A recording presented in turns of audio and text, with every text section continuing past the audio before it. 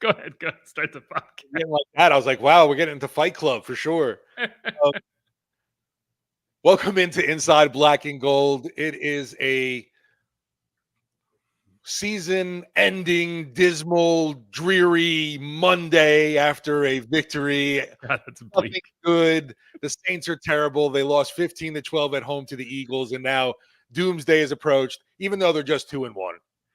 Yeah. So we'll keep it in perspective, but this first segment, I'm going to complain a whole lot. Saints lost 15-12. This will be kind of our therapy pod. Let it all out. It's a safe space, except it's definitely not. And I will be mean to you. But we're going to get it. We're going to get it going here. I'm Jeff Nowak. He's Steve Geller. This is kind of good. So we're live here, and this is kind of going to be a pregame for Dennis Allen talking on Monday. So we're going to have in this first segment, we're going to do our typical studs and duds, like 3 up, 3 down. We're going to do down in the first segment, up in the second segment. So we're going to be negative and then not negative. And then the final segment, we're going to do a mailbag, and we'll make sure to get out of here prior to DA talking, scheduled for like 1:15. So I think that'll be a good amount of time for us to really hit on some stuff. But yeah, that was ugly. So if you have questions, comments, whatever, hot takes, you want to talk about fourth down decisions, feel free. Throw it in the chat, throw it in the comments, and we will get to as many as we can in the back end of this episode of #LunchPods. But man, that was, it's so jarring because the Saints in weeks 1 and 2, basically everything that could have gone right went right. I can't point to anything and be like, wow, this was terrible. This didn't work, blah, blah, blah. And in week 3, it's the opposite. Basically, everything that could have gone wrong went wrong. And man, I just felt like getting punched in the face over and over and over again until you eventually just said, that's enough. I'm done. And kind of felt like Derek felt that way at the end too. And that last interception, it was just like, all right, one more, For me, I was definitely let down the fact that the run game that I thought was going to be able to really take advantage of this Eagles defense was not. And a lot of that was, I know early on, obviously due to a big injury. Yeah, no, let's dive right in. I mean, let's do our studs and our duds, and we're going to start with the duds. And, it's funny because our first dud here is really just telling you just how much of a stud one guy is, which is Erik McCoy got hurt on the 3rd play of the game. And you got a dose of just how important he is to that group, because the dud is the depth of the offensive line. And that's something I talked about a lot this offseason. I was like, hey, I think the front line of this group is okay. You get past that front line and things are going to get ugly in a hurry. And this was probably the worst possible matchup that you could have had to try to get Lucas Patrick to figure out what to do at center and Cesar Ruiz to figure out what to do at next to him. Because I think that's like, people are going to overreact and say, wow, Cesar had a bad game. And I think what you need to understand is when you lose a key piece of that offensive line the way you did, it's kind of like, like picture a bike chain and how it's like, hey, when it's working, it's like, yeah, of course it works, right? This is so easy. This is so simple. And then try to take away a link of that chain and replace it with a rubber band and put it back on your bike and see how your bike runs, right? It's not quite going to go that way. And that's how I felt watching Lucas Patrick at center and Oli Udoh at left guard. And then it was like, man, everything is not working, right? It's now 5 disparate pieces of an offensive line rather than a 5-man group that has a plan. Now it's 5 dudes just trying to survive, and they did not survive nearly often enough to feel even remotely good about what you saw. And so that meant you couldn't run the ball. So no one respected the play action. Derek Carr was getting pressure in his face. Jalen Carter spent his entire day in the backfield. And yeah, and the worst part is that I know Eagles fans somewhere are happy, and that just makes me even more upset than the Saints losing, is that the Eagles are happy. They were definitely represented in the Dome yesterday. Or I got to give them credit. Because there were a few plays, I was like, wait a minute, that was, obviously a pro-positive Saints play, and you heard the Eagles boos raining out, and I'm like, you got to be kidding me. Yeah, no, they traveled, and that was what I was concerned about. And it's like, as good as things have gone, weeks 1 and 2 for the Saints, Eagles fans bought these tickets months ago, back when everyone was trashing everything to do with the Saints and selling their tickets for nothing. And so, hey, if I'm the Eagles, yeah, of course I'm going to go to New Orleans for a weekend. I'm going to Everybody book wants a to second visit. line, right? I'm going to have a parade because that's what I want to do. And I want to post it on social media and be like, Eagles fans are the best. And, that's what happens when, I don't know, be a little. Everyone's just with that. It's just really everyone's jealous of Mardi Gras and wants to be a part of it. So they're like, all right, we're going to have our Mardi Gras when we go for this game.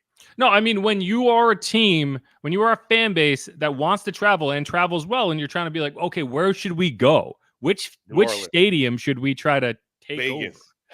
And Vegas is one. So look at what's happens in LA every time the 49ers go to play there. I mean, it's red. Right.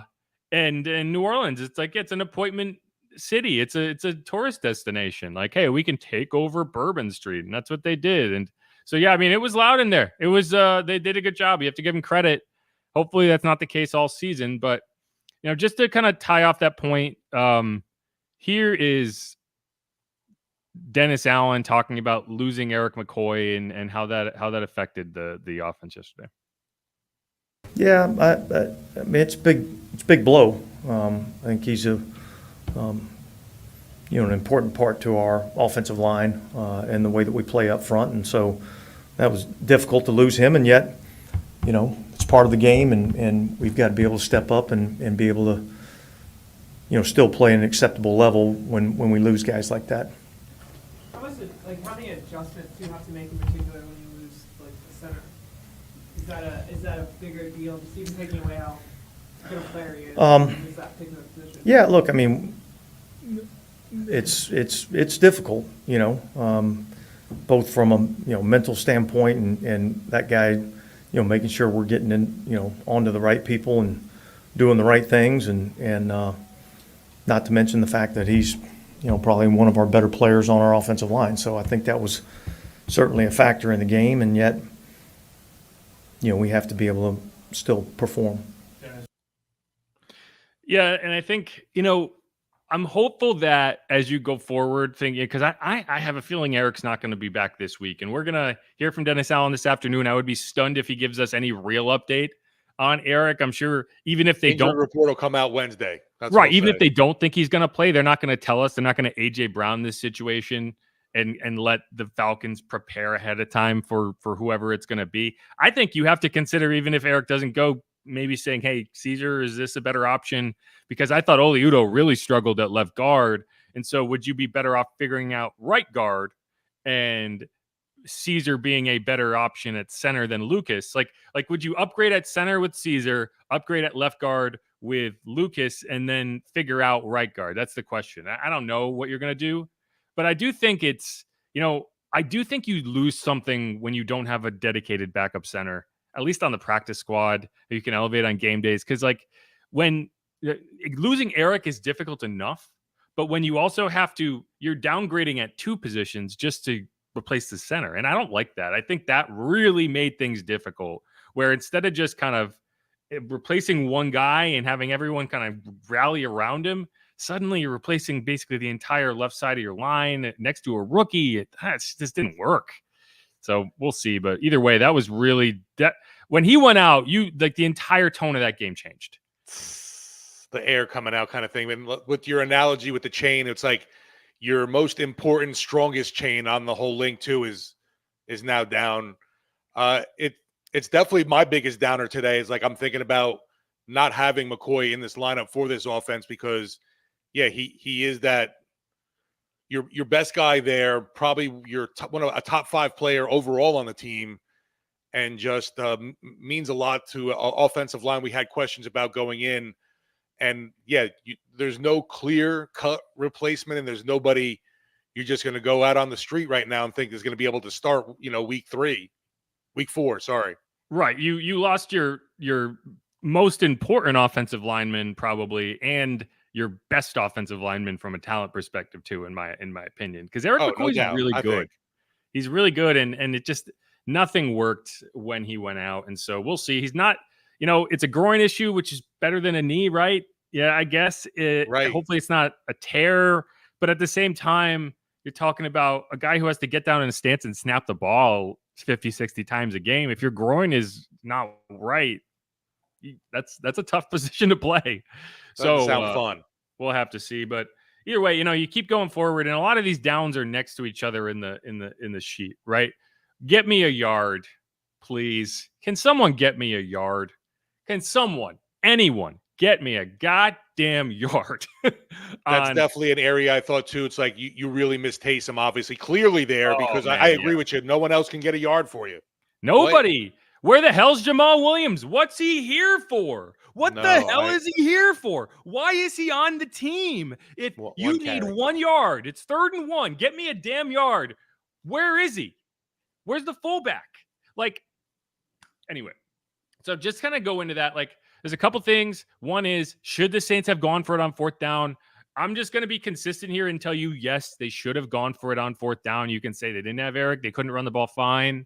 I think in that situation, you have to look at it and say, what are the analytics telling me? They're telling me go.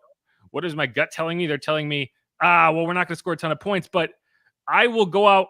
I mean, I've said this for years now. I never, in the 4th quarter of a game, I am never kicking a field goal to go up 6. Never.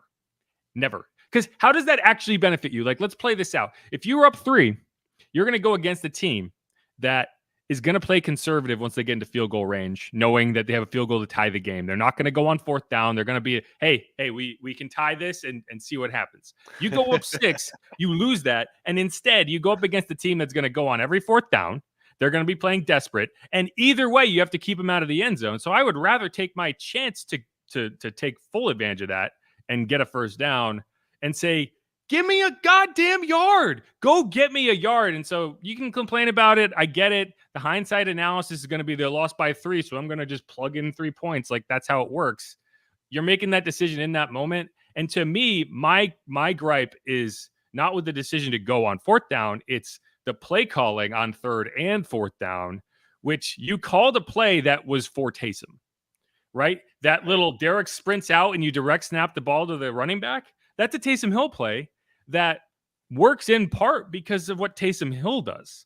Taysom Hill with the threat to potentially throw it. Taysom Hill with that kind of QB power skill set where he can get the ball, assess, find a gap, and go, and then plow forward with the strength of 1,000 suns, right? Like, that's Taysom Hill's role. And instead you're like, let's see if Alvin can run it. And he didn't do it well. And I'm not going to say Alvin didn't do it well.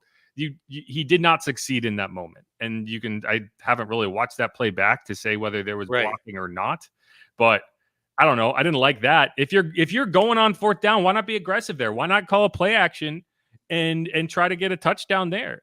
Like, if you're going on 4th down anyway, why not?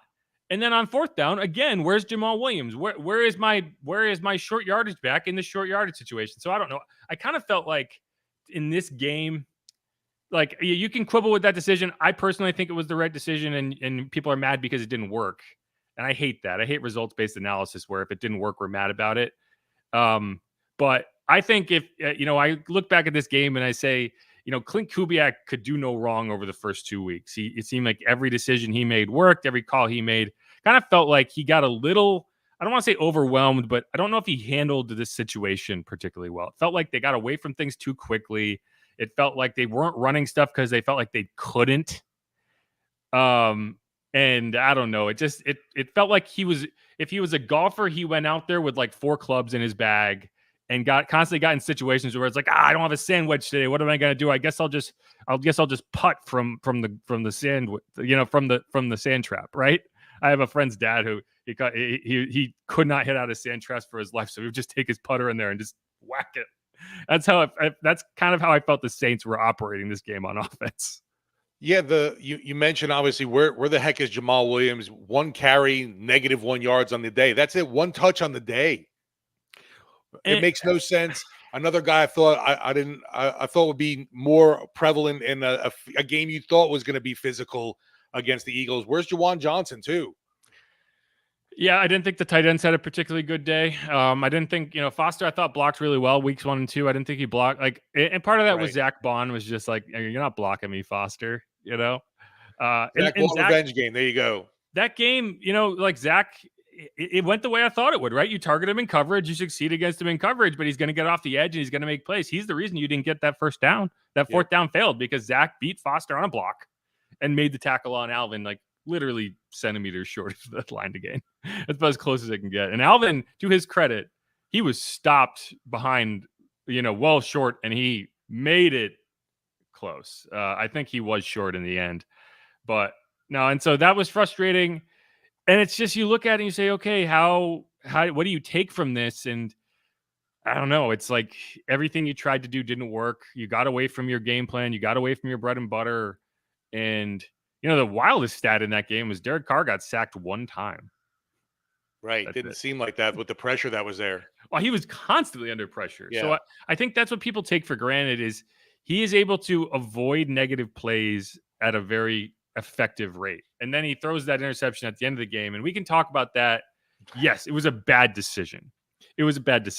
And I get it. Like, that's frustrating. You'd love to see him find a way to keep that game going, right? I don't want him to throw the ball up for grabs there. But just for perspective, this is what he's looking at when he throws this ball. He's in the pocket, so he can't just throw it away. And I mean, you could say, hey, just accept the penalty, right? Just throw it out of bounds, take the intentional grounding. You have a timeout, so you could either accept the 10-second runoff and keep the timeout or call a timeout to avoid it. You're going to end up in third and, 15, 16, because it's a spot foul. So from wherever he threw it, you get it. Or you could just take the sack and call that timeout. But, you're a quarterback. You're trained in that moment to not just throw it away from the pocket, right? Like you have a split second to make this call. Every single one of your offensive linemen got beat. And you're not just going to say, I know every instinct that I have as a quarterback is to not throw this ball away right now, but I'm going to do it anyway because you don't have time. You're reacting. You're not thinking. You're just making a decision. And his decision was, I'm going to give my guy a chance. And the funny thing is, I heard people say, oh, this is inexcusable, right? And I think we overuse that term inexcusable. Who's trying to excuse this? Does he need a note from the fans so that he can keep playing quarterback next week? Is this trying to get a sick day or, you're getting an excused absence from school? No, it's can you explain it? Is it understandable? And I think it is. You're just trying to make a play downfield. Go back and watch the end of that Eagles game against the Falcons last week. Jalen Hurts did the exact same thing. So it's not like Derek's the only guy. Go back and watch the end of the playoff game against the Rams in overtime. Go watch what Drew did with, I want to say it was Aaron Donald breathing down his throat. Might have been somebody else, but he you try to make a play. Sometimes it ends up in the other guy's arms. And here's the thing. Reed Blankenship? Who caught that? Yeah. It was a hell of a catch. If Reed doesn't make a great play on that ball, right, that's the best case scenario is Derek gets blown up. You probably draw a roughing the passer if it's not an interception. Because sometimes when a ball gets intercepted, it seems like they decide, it doesn't matter. But if that ball hits the ground, suddenly that's the best case scenario is you're 3rd and 5, clock is stopped. You're at the 30 or 28, whatever yard line you were on, 34. And that's the difference is he got his hands under the ball and got it. And, so it's tough for me. Tough pick right there, obviously from Philly, but it was disappointing just because I feel like Carr's always knocked because of not being that guy to be in the clutch. And he had a situation there. And once again, it was we ended up with a turnover. Yeah. And here's the thing. This is what Derek said about that situation. Let's hear his explanation for it. Yeah, at the very end, someone just came free, and in that situation, a sack is terrible, and I was trying to just make a tight throw, hopefully that he would look, for me, as I was getting hit. And so, again, I wish I just, tried to skip it or whatever, get to the next play. But in that situation with the clock and how many yards, we needed to get, I tried to make that play for our team, and I didn't. And, I tried to stand in there and make a throw, and they ended up making a play. Standing up, making the throw, and getting crushed. Yeah, and he took a hit, right? And that's the thing. People are oh, well, do this. But guys, think about what he's looking at right there, and you have a split second to either throw this ball, do whatever, and he made the decision to throw it. And it's not the greatest decision, but I don't know. When you're getting teed off on like that in the pocket, bad things are going to happen.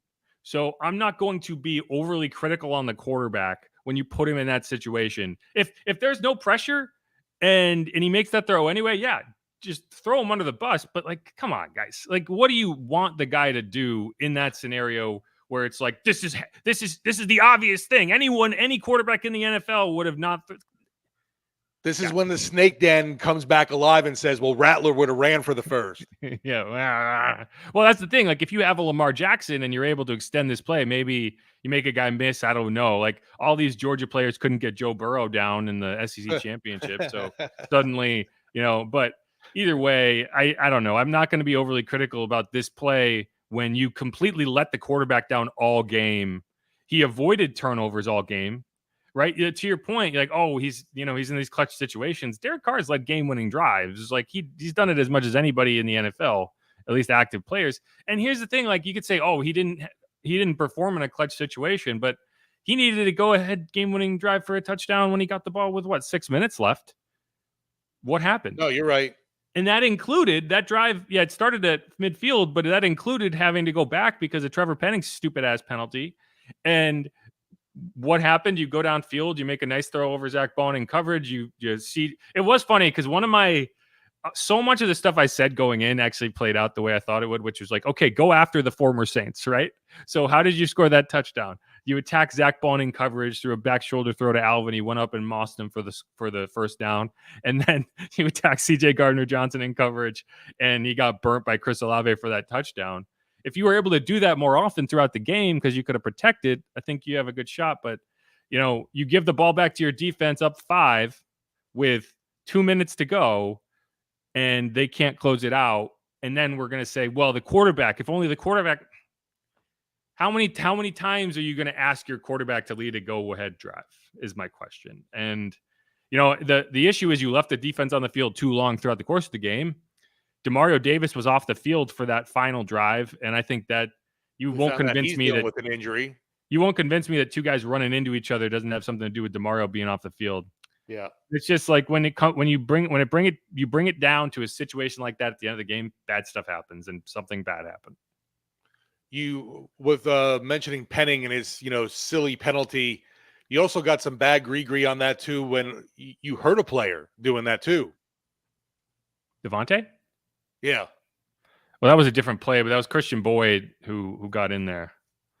On Devontae Smith. Yeah. And I know that hit has been kind of talked about. Here's the thing. The refs didn't blow the play dead. I mean, it's on the refs. They got to blow the play dead. There's a reason it wasn't a penalty because the refs never blew the play dead. Honestly, I thought that was a fumble. I felt like they didn't look at it because it felt bad for him. But I'm pretty sure he fumbled that ball. Somewhere Zach Miller is like, why didn't you give me the touchdown when my leg broke in the Superdome, when my knee snapped? You took away my touchdown for that, but Devontae gets his head taken off and suddenly it's not anyway. But yeah, I'm not going to be overly critical of that. But the other thing, Saints really didn't stop the run in this game. Nick Sirianni did his absolute best to keep the Saints ahead throughout the course of this game. It was wild watching some of the decisions he made. Like he made Dennis Allen's decision-making look like gold standard in this game. Like that 60-yard field goal attempt was nuts. But one of the things the previous two, you did something totally different. Yeah. I don't know. Right. He wouldn't kick the easy field goals, but he tried the impossible field goal that set up what at that time looked like it might have been a winning touchdown drive for the Saints. Right. Like, if he pins them back inside their own 10, you think they're driving the length of the field for a touchdown? No freaking way. Anyway, but one other thing, and I said this to you at least 3 different times. I said it on this podcast. I said it to Elliot Shore Parks in our preview episode. Saquon Barkley is a home run threat at the running back position in a way very few players are, and that changed this game. Right, he had a good game. He and Dallas Goedert had really solid games, but they look a lot bigger than they should because of a 65-yard touchdown run and a 61-yard catch and run. Right, and that Saquon Barkley run is exactly what I was talking about. Like you can bottle him up. A Bear goes, I could have hit Goddard on that pass. Yeah, he probably could have. I might have been able to got it on that pass. He's alone. All he had to do was get it in his vicinity. But no, Saquon, that's what makes him special, right? Like he had a good game, not a great game. And then all of a sudden you give him one crease, you're in cover 0, and he can outrun angles in a way that very few running backs can. Like the second he got to that second level. And I do wonder how much Demario Davis's hamstring was bugging him. He was in and out of the injury tent earlier in the game. I asked the information guy what he's dealing with. He's like, not a big deal. He's just getting something wrapped. Well, it seems like it was a bigger deal than maybe they let on, because he wasn't on the field for that final possession. And that Saquon Barkley touchdown run sure didn't seem like he had the lateral mobility to fill that gap the way that he probably needed to at least force Saquon to cut and give someone a chance to clean it up. Instead, he just had a clean cut back across the field. No one, I mean, they looked like they weren't even running hard. And like Marshawn Lattimore can jet. He's fast. And Saquon just cleared him like that. And so a lot of frustrating things. That's another thing to me too. You mentioned, we were wondering where some guys were, and with this Eagles run game really having its way with the Saints, unfortunately, where the heck was Cam Jordan this game? Yeah, that was weird. I'm not sure what the deal is. I did think the defensive line played reasonably well. I think you were playing contain a lot more than, I know Bobby talked about this. There was a lot of like sugar rushes. Like, right, you weren't necessarily trying to get to him. You wanted to keep Jalen in the pocket. And so, I mean, you did get 4 sacks. But yeah, I mean, it just seemed like they got gassed, and that it was strange. I'm interested to hear what the plan was there. Just really limited snaps, and that obviously he's much more a part of. We know that the guy doesn't want to come off the field, obviously. Correct. And again, I'm not going to sit here and say the defense had a bad game, right? Like the defense played very well. Oh yeah. Now, if Sirianni doesn't make some of these insane decisions, if Jalen Hurts doesn't throw a terrible interception in the red zone when they had 3 points guaranteed, and Tyrann Mathieu made a great play. Don't get me wrong. It's just, what in a game like that, those big plays change things. Those chunk plays change things. And that was where the Eagles won. They won in the chunk plays. Yeah, we got an interception, got a fumble recovery, got a block punt. You don't win. That sucks. Yeah. Oh, well, I was on with Newell a couple minutes ago, and this is how I framed it to him. The Saints did everything in this game to win a game other than move the ball on offense. Like you got the quarterback to the ground, you got an interception, you blocked a punt, you got multiple turnovers on downs, right? Yeah. And you still didn't win. And that's why I'd compare it to Green Bay last year, right? That's a game where you returned a kick for a touchdown. You got an interception on Jordan Love. You were ahead in the second half. You did everything on offense. You did everything in that game to win other than move the ball on offense. And for similar reasons, like in that game, it was Derek Carr who got hurt, so your offense bogged down. In this game, it was Erik McCoy who got hurt, and so it just fundamentally changed what you could do on offense. Talking about chunk plays, I do have one more. I caught up with Rashid Shaheed in the locker room after this game, and I was a little. I'm not going to say I was like super disappointed in Rashid, but 0 catches on 5 targets. It kind of displayed one of the things that I think Rashid, he has some work left to do in terms of his development on contested catches, right? Like we've talked a lot about how he's able to get these long touchdowns, he's able to run past people, but in instances where I just need him to go up and make a play, I don't always feel like he necessarily is able to do that in the way that I think Chris has really improved in. I don't know if Rashid has gotten that contested catch ability down yet. And this is what he had to say when I caught up with him in the locker room. We felt like we left a lot of plays out there. So, when you lose kind of in that way, you always kind of reflect on that. But, we got to let this one go. Tough one, of course, but we got to move on to next week. Obviously, you haven't really got a chance to go back and look at it. Those 2 kind of shot plays, what were your kind of reaction to, how you handled it? Did you feel like you had a chance to? Yeah, no, I should have made both of those plays. Those are on me. Derek gives me opportunities, and I got to make them. That's the bottom line. And, he gives me those opportunities, and just got to continue to get better and move on to the next. Now, obviously, he was dealing with a lot of pressure throughout the game, especially up the middle. How did you see Derek kind of handle that as the game went on? I think he handles it well. I don't think it fazed him at all. He stood in there and still delivered, and we had our opportunities to, come down and win the game still. So I feel like he handled it great. Just as far as just like from an adversity standpoint, I guess obviously want to win every game, but like it's good to have like a little bit of this early in the season and just kind of know like what teams are going to deal with you and everything like this. Right, of course. Adversity is going to come. It's football, and we know we weren't, going 17-0 is really hard in this league. So it is good to get this feeling out now, and now we know how to approach, games like this, and we just got to finish. Does kind of going through a similar situation last year help at all? I mean, obviously you went up to Green Bay, had a chance to go 3-0, tough loss, Right? And obviously having to kind of digest that comeback. Yeah. Is that helpful, just having that experience? 100%. I feel like this team is really resilient, and I think we're going to come together and be a lot closer from this and learn from our mistakes. We're going to go watch this film and, go back up to the drawing board and, figure out how to execute in times like this. Appreciate it. Yeah, and so, Rashid, I think he's a really, really good young player. I think he does have some development left as a true wide receiver too, to where he's not just a kind of a one-trick pony, where if he's beating a guy downfield, yeah, you can throw it out in front of him, but can you trust him to go up and make a back shoulder catch? And to be fair, Darius Slay made a great play on that ball on the second one. I'm not sure who it was in coverage on the first one. They were both good defensive plays. The ball was put up there in a spot where he could have gone and got it. And I just like to see him be a little more aggressive coming back to the ball, because there's situations where you can draw a pass interference penalty if you do enough. And, one of those balls gets caught, different game, different ball game. And I mean, that's the difference, right? Like you call them 50-50 balls for a reason. And, sometimes the 50's on the other side. I wonder about that. Like we talk about being a ball hawk, getting interceptions, forcing those fumbles kind of thing. Is that a skill you can really improve on, or is it just something like you just have that instinct about you? I wonder about, can you learn to be that more of a contested catch guy, or it's just how your technique is? I think it's a technique thing. There's technique involved. Now, obviously, some guys are just better at it than others. If you're a bigger bodied receiver, you're going to have an easier time.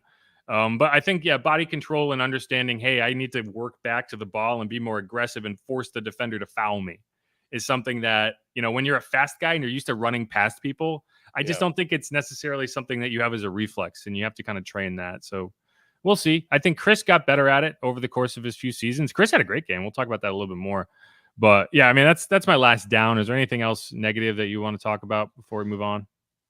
No, you definitely touched on the last one there with the no catches for Shaheed was a big bummer too. After the 2 weeks, he had put up some solid numbers, but just too many guys that I thought were MIA.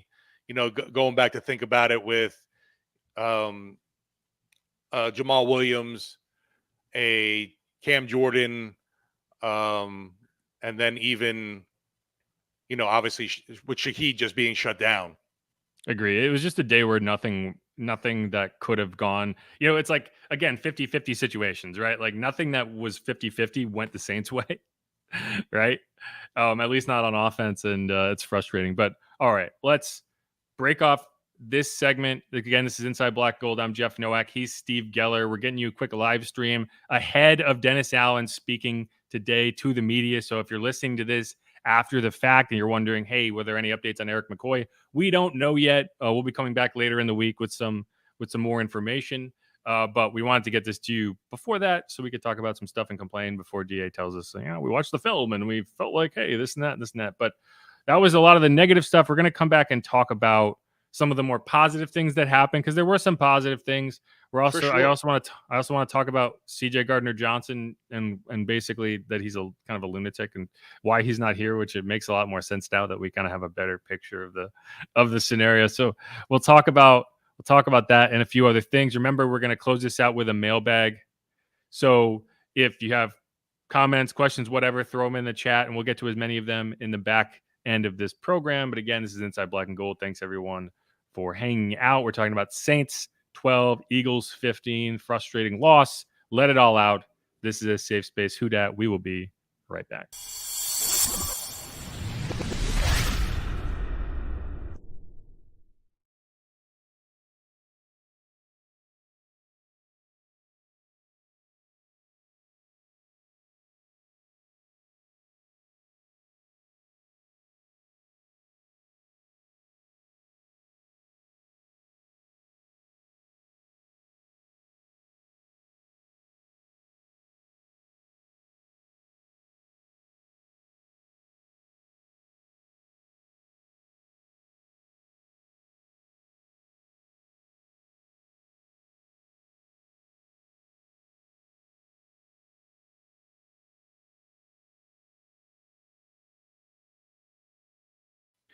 And we're back on Inside Black and Gold. I'm Jeff Nowak. He's Steve Geller. The Saints are 2-1. Why does it feel so bad? Right? And that's something we're going to talk about in this segment. Not everything was bad, right? You know, obviously that's a frustrating way to lose for the Saints. But if we had talked earlier in the season, which we did, I would have told you, hey, if you can, I need you to beat the Panthers. You did that in stellar fashion, which apparently the Panthers aren't bad. It's only Bryce Young that's bad. Andy Dalton. There is one quarterback in the NFL this year who has a game of 300 passing yards and 3 passing touchdowns and no interceptions, and his name is Dalton. The one of one.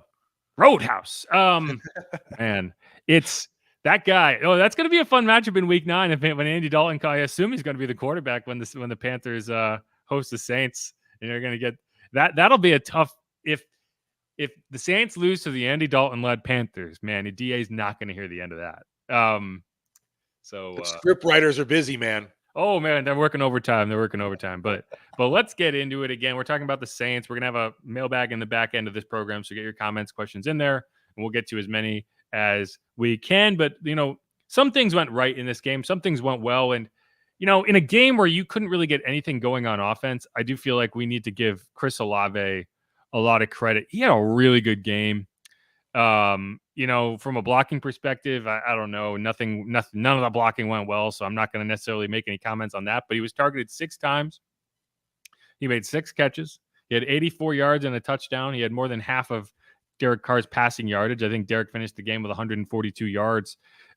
He burned CJ Gardner-Johnson to a crisp on that touchdown. He was wide open. He dragged it in toe drag swag and everything. Really hard to not be impressed with what he's been able to do, you know, and the only thing that's held him back is in that game was, hey, you weren't able to get the ball down the field enough. You weren't able to drop back and pass. You weren't able to run play action, but he had a couple contested catches. There's one on 3rd down that kept a drive going.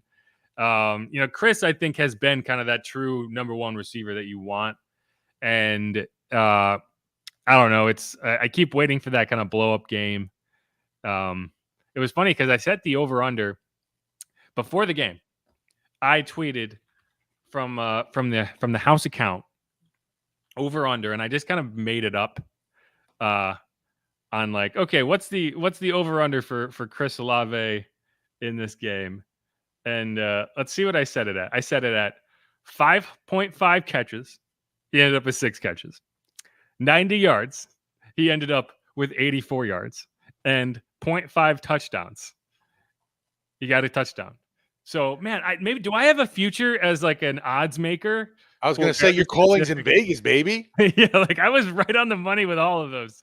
I just thought that was funny when I looked at it. I was like, man, it couldn't have been closer. Everyone was within like one catch one way or the other. And anyway, so if you bet the over on 2 of those, you got it. Not on yardage. Between this and your mock drafts, pay attention to Jeff, folks. Yeah, when I guess I just seem to get lucky. But no, Chris, you know, I felt like, okay, there's a lot of negatives out of that game. I liked what Chris did. Carl Granderson is another guy. He had a solid game. He basically destroyed the entire first drive for the Eagles by himself. And I thought they actually handled Jalen Hurts. I know there's a lot of passing yardage in there. The Eagles had a lot of yards in general, not a lot of points. I thought they handled Jalen Hurts about as well as they have from a run game perspective. What are your thoughts on both those guys? Yeah, for the run game, sure. Just the passing part of it, suddenly it was like, oh, he turned out to be that guy this game Hurts against them, and not did it with his legs. He did it with the arms. But for me, yeah, you mentioned with Carl Granderson tearing up things everywhere like a big old wrecking ball. Love to see that. And then even I know you mentioned too in your column with Brazil, definitely like to see his continued growth going on, and he continues to be a factor, obviously, on this defensive line, which we need. Yeah, I didn't think he had a particularly great game in the run defense part of the equation, right. And that's always been my thing with him is like, yeah, he's a great pass rushing defensive tackle, but it does seem like he gets kind of blown off the ball. Like if you go back and watch the Saquon Barkley run, you know where that gigantic gap came from? It was Brian getting blown off the ball. So that's the thing when you talk about defensive tackle play. It's really easy to get caught up in like, oh, he got 2 sacks. He's constantly getting after the quarterback. And that's important. Don't get me wrong. I don't think this was his strongest run defense game. And I'm curious. I haven't watched the film yet. I'm going to go back and watch and get a better idea. There was no strength in run defense anywhere. But like that's when you see a team gashing you on the ground for first and second down rushing yards, it's usually the defensive tackles that I look at and say, yeah, they're not getting the push that I need. So we'll see. And I think that's a game you probably did miss Colin Saunders a little bit. Yeah, that's another guy that, you kind of forget about just because he's been dealing with the injury. And I haven't heard like much more on when we can expect him back. I think he's getting well. It seemed like he was getting closer, and then he was at practice on Wednesday, but then wasn't right. Maybe it was Thursday, yeah. And then he just left, and then was not listed. He was listed as a DMP. He left, but he didn't pull a Camara or anything. No, he just didn't participate, and so you wonder, okay, maybe he tried to give it a go and it didn't work, or maybe he had a setback. I don't know, but that's been frustrating because that's what he's there to do. He's there to stop the run. And we'll see if we can get him back. But that's why I said too. It's like Cam Jordan, one of your better guys. Obviously, we know his pass rush numbers aren't the same, but you figured against the run he could have been a bigger influence. And I didn't understand his limited snaps unless obviously he's dealing with something. Maybe he is. I don't know. He didn't show up in the stat sheet at all. Brian Brzee did 2 tackles, 2 sacks, 2 QB hits, 2 tackles for loss. So a good day in general. Like I'm not going to try to be too hard on Brian, but again, you have to consider, hey, they ran the ball down your throat all game, so the defensive tackle play might not have been necessarily all around. I see the hole in the cut of Saquon like seared in my head actually, and now I will look back on the play. I'm sure it was not pretty from him. No, I mean Cam Jurgens was 5 yards downfield on that play. He was far enough downfield that he was able to get a hand on Demario Davis. That's how far Cam Jurgens was downfield. So they got their Cam in the action. We didn't get our Cam in the action. Yeah. But no, a couple more. So Matt Hayball, great game. As someone I've been critical of, so I'm going to give him props. Matt Hayball had a very good game, and it was a game first quarter action. You needed him to have a good game. He had more punts in the first half than he had the entire first 2 games. I think he had 3 punts total over the first 2 weeks, and this week he had 4 total. But here's how they went. So first kick from the New Orleans 33. He got it to the Eagles 23, no return, 44-yard net. The really good one was he kicked from the Saints 27, got it down to the Eagles 21, no return. It was a 52-yard net kick. So pretty good. Next one was from the Eagles 40, got it to the 7, so a 33-yard net, pretty solid result. Anytime you can get it inside the 10, I'm not going to be mad about it. Probably his least effective kick of the day was, I would argue, more of a coverage issue than a kick issue, because he kicked from the 42, got it down to the 6. I think Cedric Wilson thought Cooper DeJean called for a fair catch because Cedric was behind him. Like Cedric got downfield thinking maybe he lets this bounce, and instead he fielded it. And it was like, Ced, go tackle him. What are you doing? And, instead of getting it down to the 6 and getting him tackled, or getting it down to the 9 and tackling him, he got a 6-yard return. So it was only a 27-yard net kick. It was still, they started that drive from their 15, but not an ideal result. It'll go down as an inside the 20 kick. But again, Matt put it inside the 9 with the coverage there, and the coverage just didn't make a tackle. But either way, a guy that I've been critical of, I think you watch that 52-yard net kick and you can kind of understand, okay, this is a different thing than we maybe watched last year. We still haven't seen him truly flip the field yet, with like a backed up kick where you need to get it out, like a kick from inside your 10. But either way, I thought that was a really solid day for him. So props to him. Yeah, I'll give I don't know how much he showed up on the stat sheet, but I thought Chase Young was pretty impactful at times. You felt his presence, I thought, a few times. Obviously didn't get the sack or anything on Jalen Hurts, but I felt his pressure was there, and he was just a presence that was felt. Yeah, I would have liked to see him be a little more impactful late in the game. Yeah, right.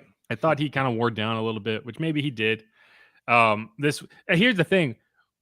I think a lot of defensive dudes were probably worn down, man. Well, like I was about to say, here's the thing. When one of the issues with winning games the way you did in weeks 1 and 2 is you didn't have to play into the fourth quarter with a lot of these guys. Like you finished the game with backups on the field. So this is the first time this season, and then that includes the preseason, obviously, where guys were in a situation where they might be gassed, right? When you guys were on the field a lot in the second half of a game in pressure situations. So, maybe they were a little gassed because you're kind of getting that for the first time. I don't know. I did think that Chase kind of looked like he wore down a little bit. So we'll see. You left the defense on the field way too long. And that's the problem when you can't move the ball. Another guy, JT Gray. Don't ever underestimate. If you ever wonder, why does JT Gray keep making the roster? Because he does stuff like that, right? That's why. Because he does stuff like that. Because he blocks punts. Because he covers on kicks. And the Saints, again, they should have won that game because they did everything else, but they just could not do enough on offense. But that's the reason you have JT Gray is because he gives that X factor where that block punt should have won. I thought when they blocked that punt, they won the game. I really did. I truly did. We said it earlier. You got 2 takeaways and a block punt, and there's no points off of that either on any of those possessions afterwards. Oh, yeah, I know. Trust me, I know. One other guy, Tyrann Mathieu. Guys, I really hope you're appreciating watching Tyrann Mathieu while you get the opportunity to watch Tyrann Mathieu. He just makes plays, man. That interception in the end zone. I mean, he's forced a fumble and has 2 interceptions this year. 37 games with the Saints. I went through and added this up just because I feel like guys, think about this. 37 games with the Saints. This guy you told me a couple years ago was washed. He's got 180 tackles. 128 of those are solo. He's got 20 passes defense, 9 interceptions, 2 TFLs, 2 QB hits, a sack, a forced fumble, and a fumble recovery. I don't know what you want to see out of your safeties, but that's elite. This guy's a Hall of Famer, or at least he should be, if he's getting the credit he deserves. Well, anytime there is a bad play, that gets magnified more.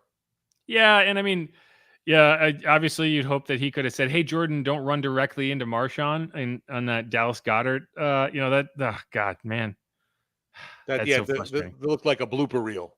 Yeah, I also didn't think Paulson Adebo necessarily had his best game, but he did have a ton of tackles. But again, I think that's where we talked about this ahead of the game. Tackles can be misleading because when you're a cornerback and you have 10 solo tackles, that means that you allowed a lot of catches, right? Because you're not playing a ton in run support. You're running downfield in man.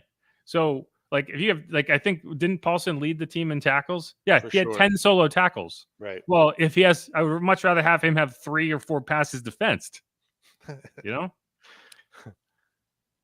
But Paulson did chase down Dallas. That's he's the one who stopped that from being a touchdown. Now, it didn't ultimately matter. You would almost be better off with him going in and scoring on that play and gives you a little bit more time. But he did chase him down from across the field. So you got to give him credit for that. I got to give a little shout out to our sack leader, Alante Taylor, too. He might lead the team in sacks. Now, I don't think he had a particularly great game outside of that. No, right. He missed a tackle on 3rd down that could have forced a punt. But, he only got a half sack, which I thought was unfair.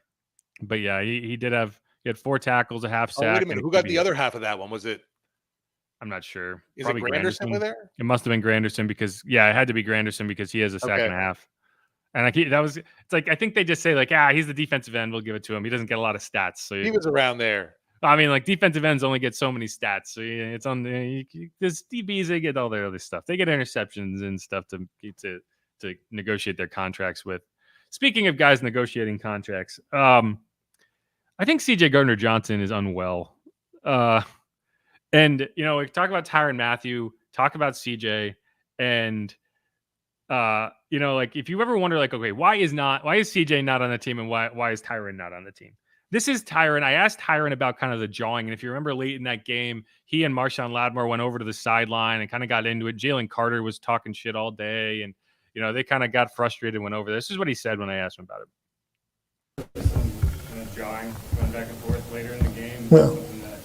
Developed. Well, obviously, man, it's an intense game. You know what I mean? And emotions get high, and obviously, it was a 1-point game for a while there, and I think defensively, man, obviously we want to defend our home field. You know what I mean? But obviously, me and Lat, we should never, go to those guys, sideline. So we'll learn from that. It happens to all of us where emotions kind of get the best of us, but didn't really hear much from those guys all game, until they went up at the end. So just be looking forward to playing against those guys again. Yeah, didn't really hear much from them when they had 0 points on the board. But yeah, anyway. So, and then perspective. This is CJ Gardner-Johnson talking after the game. Let's see. Very angry man. Back in the victories next. Take us to the final drive here about the interception. We knew he was going to give us one all game. Like, everybody wanted to bet on, they thought they had us on a little 7 route to Olave. Okay, cool. But ain't nothing going over our head all day. Oh, cool. It's cool. It's cool. We got the best secondary, best D-line, best front 7 in the league right now. And I'm popping it. Because at the end of the day, they said we was down and out. They talking about last week. Now look at you now. That's been the top offense in the league coming into today. What you guys do? Top what? Top what? The Saints? Top what? In terms of points? Top what? You're at it? Top what? Ain't nothing get over that top from shout out to Slade, shout out to Q, shout out to Vontae, shout out to Reed, shout out to Ringo, shout out to Coach CP, shout out to Coach JK. Man, best secondary in the league. That's the case. What'd you have to play through today? We ain't played through nothing. Played through my teammates. I'm not worried about somebody. Listen, we keep receipts. That's what I told y'all in my room. See y'all Sunday. I told y'all a couple days before. They got rid of me. I ain't get rid of them. It's still in me. It's still tallied on me. I ain't worried. Okay, so here's the thing. He got asked like 4 or 5 questions there. I'm not sure he actually heard any of them. Like, he was asked about his foot. You're like, I play for my teammates. And he was asked about like, oh, Saints have the top offense, had the top offense. Top what? Like, top offense. Like, top what? This is not a complicated question, CJ. Just answer the question. Like, and he thought they asked like, oh, they went over the top. Like, what are you talking about? Also, CJ, you are the reason that the Saints went ahead in that game because you were not within 20 yards of Chris. Anyway, like, I just like, you at the time when they traded him away, you're like, man, I can't believe they did that. He's such an important piece of this defense. He's the heart and soul of this defense. You can understand how, like, when that guy is on your side, when you feel like he's pulling the rope the right direction, it's like, we could deal with it. He's a menace to the other team, whatever.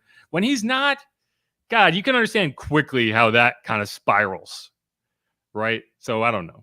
Like, I loved CJ when he was here, but like, I think if you don't kind of witness how he is in the locker room and like the how that grates on people, I think it's easy to lose perspective on like why Tyron is a healthier piece of this locker room. You've seen in his short career already how much he's bounced around to different locker rooms. Yeah. The Eagles didn't pay him, but he's going to get teams are going to be interested because of the talent. But man, you definitely have to worry about, like you mentioned, things are great when he's happy, everybody's happy, things are going well. But when adversity comes around, I don't know if you can rely on CJ being that positive influencer on things when you're down. It doesn't turn out very well. Yeah, and it's just funny. It's like I don't know. Do your thing, man. Do your thing. You're 2-1, bud. You're 2-1. Top what? Top what? The top scoring offense? I don't know what. What are you talking? They've scored the most points in the NFL of the first. There you go. Right. This is not a complicated question. Like, I tried to transcribe that, and then I quickly realized like, oh, he's not actually answering the questions. He's just yelling about stuff that he decided to yell about. Anyway. CJ. No, we've said it before too. Guy you love to have on your team and hate to play against because he's that much of a douche. And it is funny because like he's chosen Tyrann Mathieu to be like his nemesis. And be like, you're not gonna win this. Like you're not gonna come out better than the Honey Badger here. Yeah, but what a different side right there when you're talking about like a Tyrann and compared to CJ Gardner-Johnson, right. Just even like the locker room kind of dude they are, plus player. Just asking him a question about something basic, and Tyrann will listen to you and answer your question. CJ, you'll yell about something that you don't. It's like, what? Where are we? What year is it? Yeah, the poor reporter's just like, they had the offense that scored the most points. Like, are you mad at me? Anyway, so that's you held the them and you won. The CJ Gardner-Johnson experience. Yes. I'll never forget. When he was yelling about how Tom Brady wasn't that good, and like, here's the thing. he was yelling, walking around the locker room, yelling about how, oh, they're pretenders, not contenders. They have Derek Carr. Remember that? Except here's the thing: he said the same stuff about Tom Brady. The year Tom Brady won a Super Bowl with the Bucs. You got a script you go through too, like your own little spiel. Yeah. Anyway, all right, let's wrap this up. We're gonna come back. We're gonna do a mailbag. This is Inside Black and Gold. I'm Jeff Nowak. He is Steve Geller, coming at you after Saints fall to the Eagles 15-12. Frustrating, not the end of the world. We're gonna talk more about Erik McCoy. We're gonna talk about some of the issues in this game. A lot of questions in there, so this will be a little longer break as I go through and set them all up. But we'll be right back. Who dat? Go Saints. Stick around.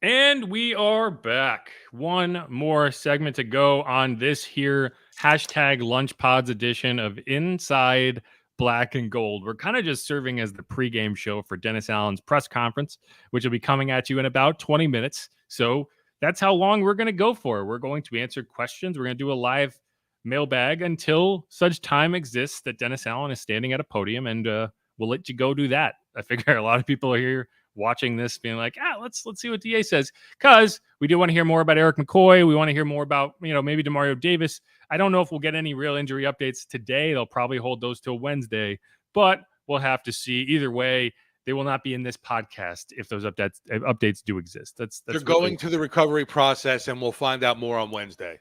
Yeah, and here's the thing: that's the smart thing to do, right? So we'll see. But let's start here. 504 Co says, not worried, but this was a good loss because it shows what we need. And that is a true wide receiver one. He thinks Davante Adams is that guy. A guard who can swing to center.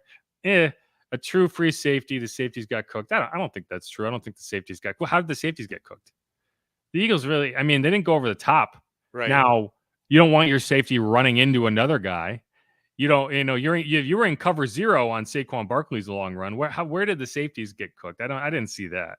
I'm all about, if Mickey, you listening to this, you swing that Davante Adams trade for sure.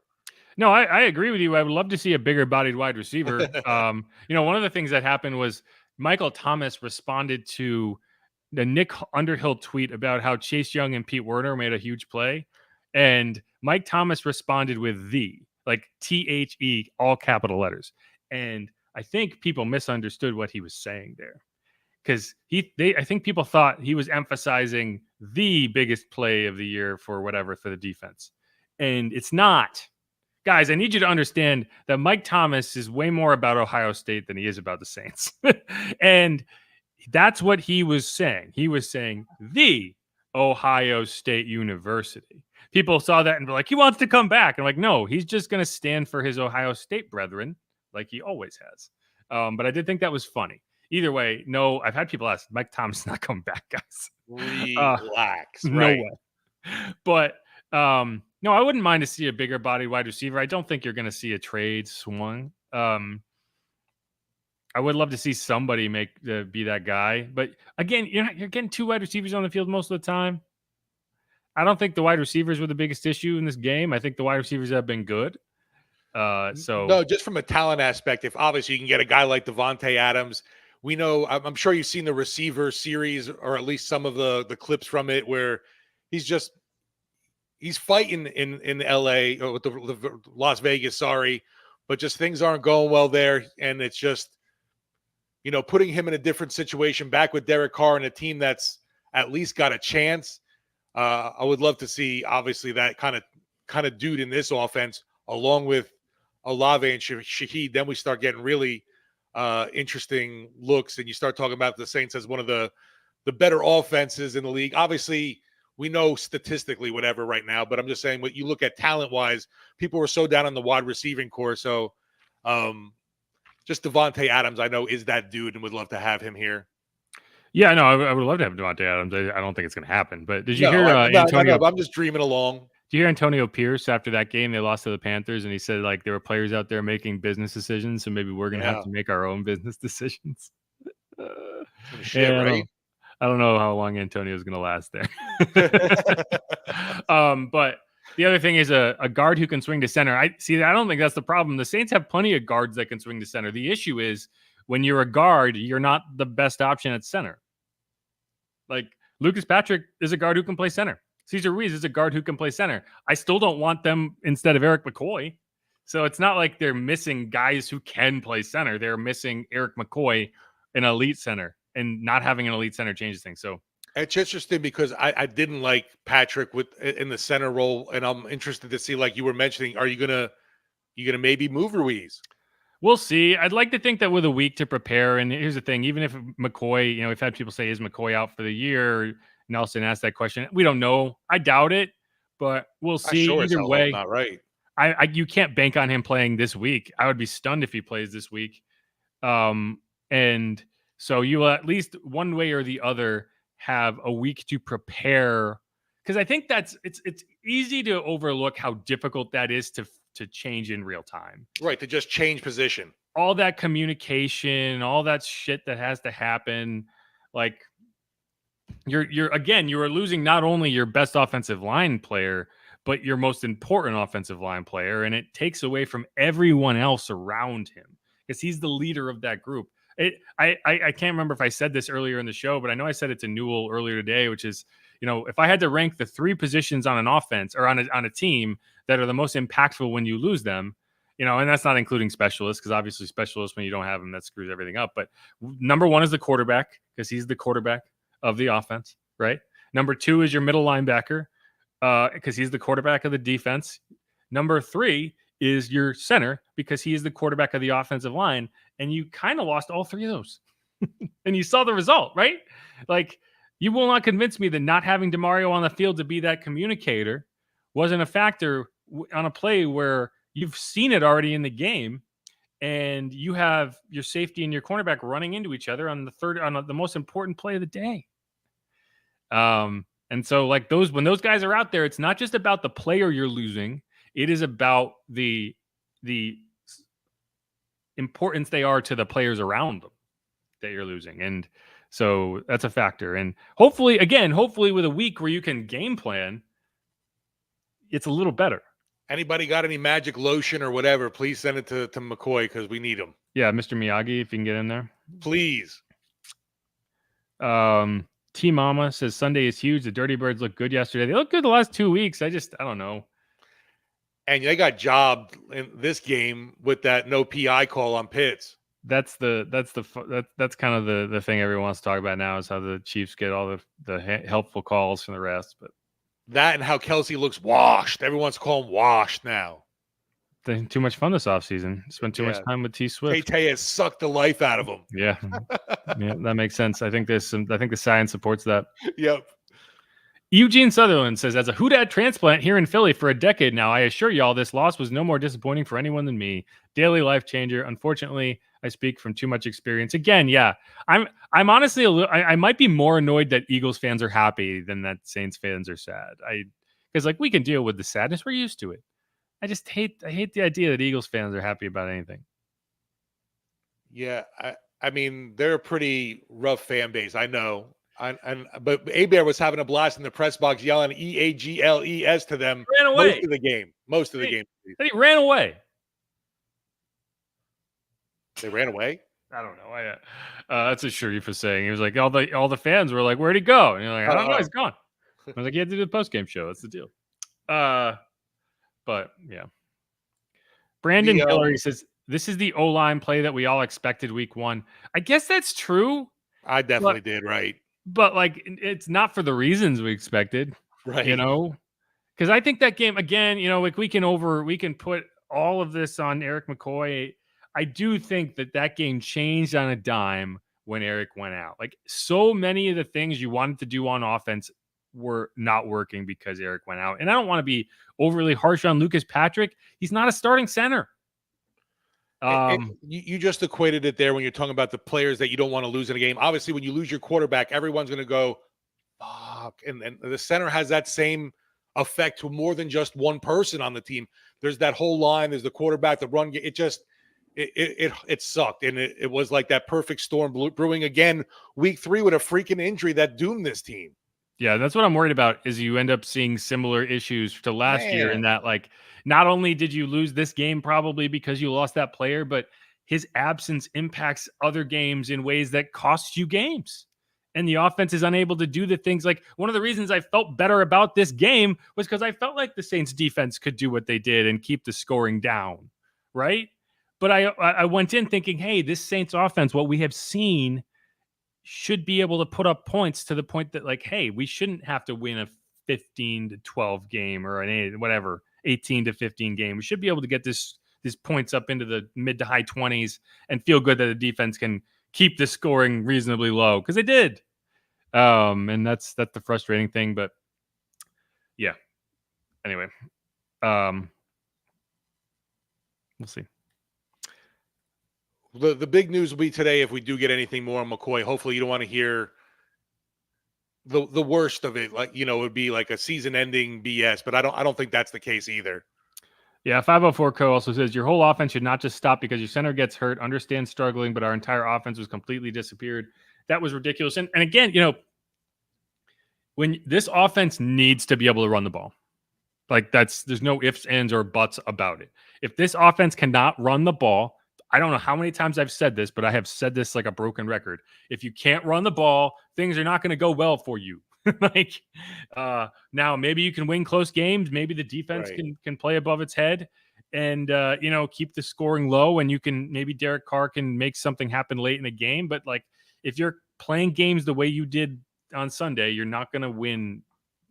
That's the difference between winning 8 or 9 games and winning 10 or 11 games. The problem too isn't obviously just your center gets hurt. It's the step down on the depth chart that it's not even close. You don't have like a serviceable fill-in.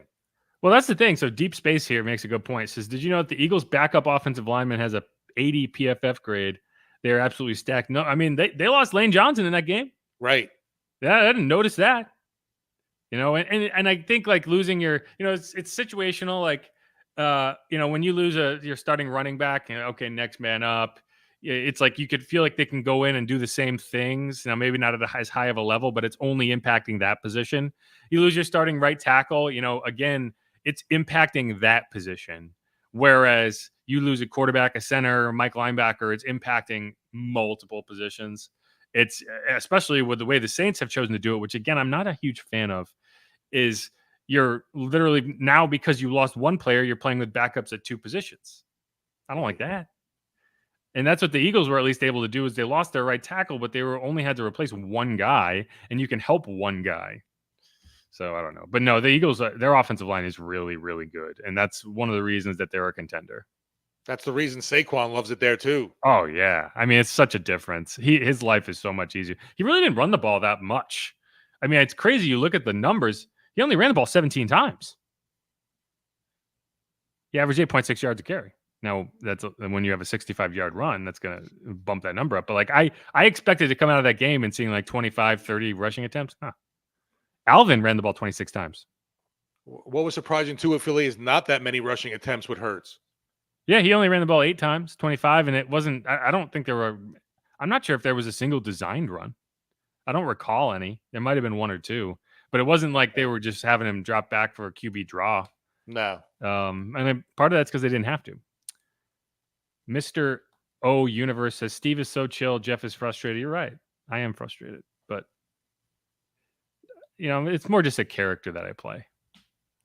I would love to show this to my wife, and seeing that Steve is so chill. I don't think that's anything she's ever uttered in her life. It's more that I'm hungover because that game to drink.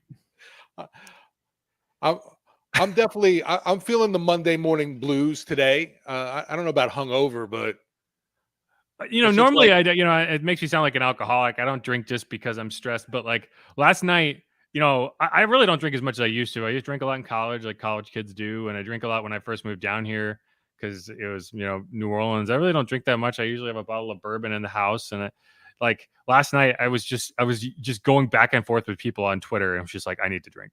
I need something.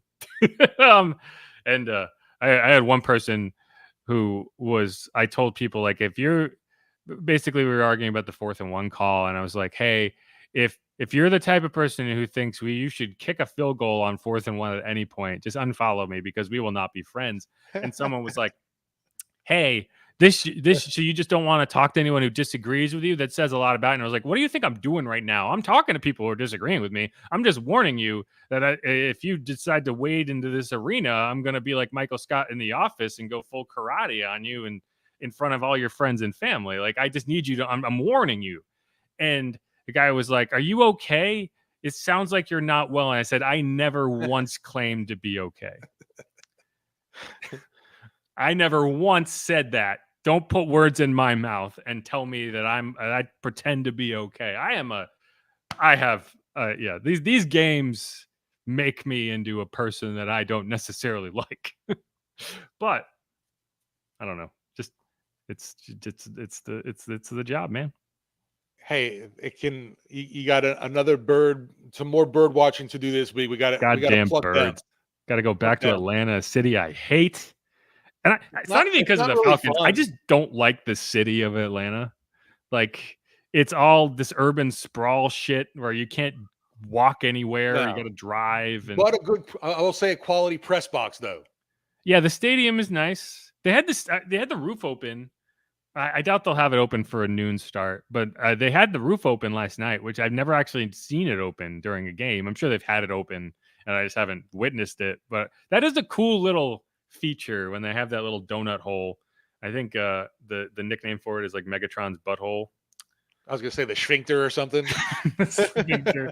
Yeah, making it into like a camera lens was a mistake. I don't like that, but either way.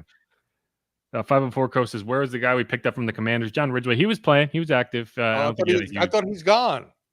No, you're thinking of Khalid Hudson, the linebacker. You're talking about the defensive tackle, John Ridgeway. Khalid is gone. Khalid got signed somewhere off the practice squad. Can't remember where. 992 RAS. Honey Badger is a beast. Correct. Dallas Cowgirls are overrated. Correct. What the hell? There. That's our winning tweet of the day. Apparently, you should try to get your players into training camp before like September 1st. I don't know. Maybe that's something they should try to do next year because they did not look ready. They made it look, that score ended up being 28-25. And Dak, I think Dak is a very good quarterback. But like that game was a blowout that happened. You look at the score line. It's the perfect example of this game was not as close as that score makes it seem. Because they were down 28-6 or 28-8, with 7 minutes to go. They got an onside kick, which I didn't even know those things still happened. You have to announce it. You got to let everybody know you're doing it. Yeah, you have to warn them now. But either way. Okay, let's get a few more here. Hey, I haven't noticed. Has Robert talked to you any differently about the 2-minute warning? Is it still the 2-minute warning on our broadcast? I don't even recall. What are you talking about? Because now, isn't it they've changed 2-minute warning? They don't want to say that term anymore, or is that just college? I know they call it the 2-minute timeout in college. Right. But I think that's because it's copyrighted by the NFL. Ah. I don't think we don't want to say warning now. It's gonna. I don't think they're worried about people off the hinge or the something. optics of I don't think it's that. I don't think it's a political correct thing. Okay. Because I was like, this is getting ridiculous now. I think college is just saying hey, 2-minute timeout. Which also, do we need more timeouts in college? Those games are already way too goddamn long. Make them shorter. Don't make them longer. Don't give me more breaks. Kill me. Yeah, I haven't noticed if the NFL was not doing a 2-minute warning now anymore. Yeah. Well, they never had one before in college. It used to just ran. They added that. And they couldn't call it 2-minute warning, apparently. Spab 4K says, all good. We will see the Eagles again, and the outcome will be different. CJ had the right to talk. Yeah, you have the right to talk. He's just a dick. Right, he's not our Carter dick was anymore. also being a pest throughout that game. I know DA is going to talk soon, but we'll get out of here. Yeah, college is timeout, and the pros it's 2-minute warning. Yeah, I don't think that's changed. Anthony Bailey says, time to get A.T. Perry and Kendre Miller ready. I'm not sure these guys are particularly in the good graces of coaches at this point, but Who's Miller? Kendre, yeah. I think I remember that name. The number one defense is too high safety. Every team has been running, which is passing is down. Yeah. Oh, one other thing. Yeah, KD says, not a fan of blaming DA. What are the odds that our DBs run into each other? It's 3rd and long. Need a bigger sample size before I put the blame on him. One thing that Tyron said, and I don't need to play the clip because we've been here for an hour and 50 minutes already, but, this is a man-to-man defense. It's a man-to-man scheme. So you kind of live and die by that. I know there was some criticism of like, well, why aren't they running zone here? They did have a double on Dallas Goedert on that play. They just completely screwed it up. And it's like, there is no correct play call for messing up in that way. Like, there's no correct play call for guys not executing. Like whether you call a zone or a man coverage, if the guys are going to run into each other, they're going to run into each other. Now, obviously, when you're running a crosser concept, yes, a man-to-man coverage with a guy running across the field, you've got to be able to navigate that. But that's what this team does well, right? That's how they played all game, and that's how they played in that moment. So, yeah, I mean, you hindsight, obviously, yeah, cover a cover 2 zone or something like you could have been, I don't know. It's frustrating, but at the same time, like, do you want to play a zone when they only have fantasy? Do they want to play a zone when you only have 2 players that are going to get the ball? No, you want to get guys covering those 2. And I think that's what the idea was, and they just could not do it. Yeah, I have Dallas Goedert in fantasy too, so that was like the only positive. No, I said I wish I did. Oh, I do. And I'm 3-0. The lineup. The Fighting Car Ramrods are 3-0. And he was a big part of that. So I guess I do have to thank DA for getting me to 3-0 in my fantasy league. Right, there you go. Perfect example says Cedric Wilson was horrible all day. Yeah, I don't know. He hasn't had the impact that I've wanted him to have. Considering that praise that DA gave him to about his blocking, it's been meh.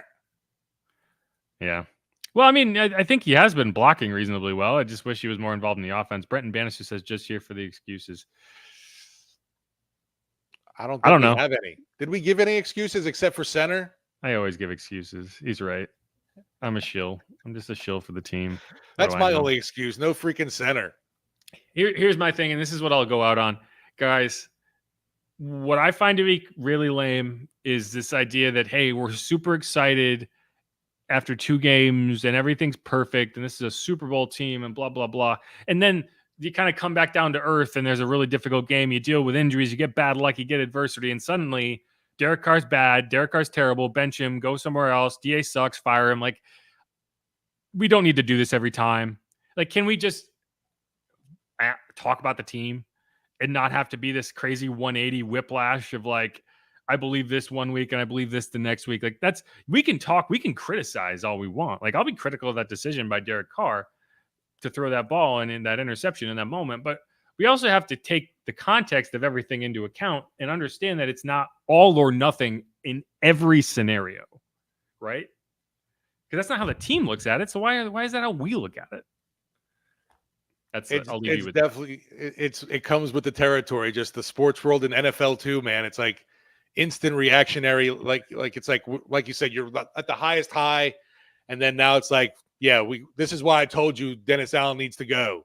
What drives me nuts too about that game in particular, it's like, yeah, that game sucked. And I had a friend text me like right at the end of the game. He was like, "Oh, back to reality," and I was like, "God damn it." Because like that's what the take is going to be this week. Like, we're going to hear Nick Wright doing victory laps about I don't like reality. Oh, they're exactly who we thought they were, and completely ignore the fact that like you lose a center and that completely changes your game. Not going to talk about that. It's going to be like, see, told you. I did at least. There was one interview I caught Kay Adams talking to Luke Kuechly today, and that was the first thing he mentioned about the Saints. He's like, "Oh, they did lose their center in the game." And I was like, "Thank you, Luke." It's such a game changer. It's such a game changer. But you're going to weaponize the result of that game if it fits your narrative, and you're not going to talk about it. And like, who knows? Maybe this team is different now. Like maybe like that could change your season. I don't know. Like that's why when I talk about, hey, it's kind of like the Packers lost last year. It's not the results, although it is very similar. Like it's an NFC opponent that you should have beat, playoff caliber team that you had a lead in the fourth quarter. You did all of these things that should indicate a win. You got turnovers, you blocked a punt, you did this, you did that. You still found a way to lose, and you have an injury that you now look at as, okay, this is a potential paradigm shift for how this offense operates. And does that cost you a division game the next week? Very similar scenarios. That's why. And obviously you don't want to lose to an NFC team, but you mentioned this right now. Now you got an NFC South team this freaking Sunday. It's back it's to a massive game. It was always going to be a massive game, but like now you look at it and you're like, Jesus, okay, so you're 2-1. I feel good about 2-1. Again, I was happy going to 2-1, but if you go to Atlanta and you lose, then you're at 2-2, heading into Monday Night Football against the Chiefs, which is then now, if you're 3-1, you're like, wow, house money. Like maybe we could go win this, get to 4-1. Great. If you lose, okay, we're in good shape. We survived this stretch. And now if you lose to Atlanta, you go into Kansas City and the situation where it's like, we're about to go on a 3-game losing streak. And then it doesn't get any easier. You have short week. Apparently the Broncos are playing good football now. I don't know what that'll happen there, but the NFL's Sean weird. Payton has Tampa's number, baby. The NFL's weird. The Browns lost to the Giants. We talked about a little bit Andy Dalton. You look at also what Darnold's doing in Minnesota. Yeah, football's crazy. Yeah, the Vikings are 3-0. Yeah. With Sam Darnold. Sam freaking Darnold. Man, the Panthers must just feel so stupid. How bad does Bryce feel, too? He's like, oh, I am the problem. Every former... Yeah, right. If you thought Bryce was in a bad way before... Oh, gosh. All right. But who dat? Let's wrap this up. I don't know if DA started talking yet, but he will be shortly. If not, thanks everyone who hung out, everyone who dropped in a comment. We'll have another episode for you on Wednesday. Obviously going to talk about everything we have learned about Erik McCoy in this time. The first injury report's obviously going to be significant in that front. We'll also hear about Taysom Hill. He didn't play. Hopefully he can get back a lot of that stuff. But again, I'm Jeff Nowak. He is Steve Geller. This is Inside Black and Gold. If you haven't subscribed yet, please do that. Saints 2-1. I'm hungry. Beat the Falcons. That's what I'll eat. Yeah, let's get some dirty, but let's roast some birds. Yeah. We got some leftover meat from this week. We'll just cook it on up. Throw it in the gumbo. There you go. Who dat? Go Saints. Thanks, y'all. Be easy. Laters.